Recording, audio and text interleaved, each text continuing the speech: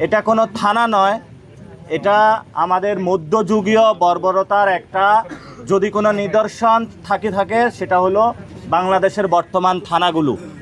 এটা নির্যাতিত মানুষের জন্য আরও অভিশাপের জায়গা। আমরা পুরো 18 কোটি মানুষেরকে বলবো, সরকারের আপনারা গলা চিপে ধরুন।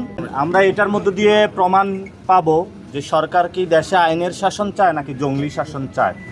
দুপুর থেকে আমরা জঙ্গলি শাসনের মধ্য দিয়ে গিয়েছি, অবশেষে সরকারকে যখন গলা চিপে ধরেছি তখন সরকার হলো মামলা নিতে বাধ্য হয়েছে। তা আমরা পুরো 18 কোটি মানুষেরকে বলবো, সরকারের আপনারা গলা চিপে ধরুন, যাতে সরকার আইনের শাসন বাস্তবায়ন করে, কোনো জঙ্গলি শাসন নয়, এবং আইনমন্ত্রী তার বাড়ি থেকে আইনের শাসন বাস্তবায়ন শুরু করবেন বলে আমরা আশা রাখি। কিন্তু থানার যে পরিস্থিতি, তার থানাগুলো ওনার ভিজিট করা প্রয়োজন। এটা কোনো থানা নয়, এটা আমাদের মধ্যযুগীয় বর্বরতার একটা যদি কোনো নিদর্শন থাকে সেটা হলো বাংলাদেশের বর্তমান থানাগুলো।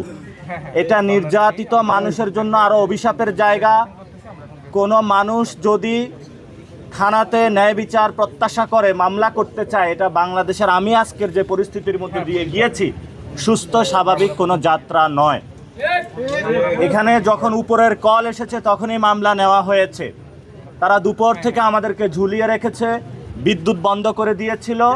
আমরা সুনির্দিষ্ট তথ্য প্রমাণের ভিত্তিতে 8 জনের নামে মামলা দিয়েছি। একটি ছিনতাইয়ের মামলাও আছে সেখানে, কারণ আমাদের ক্যামেরা, মোবাইল সব কিছু তারা চুরি করে নিয়ে গিয়েছে।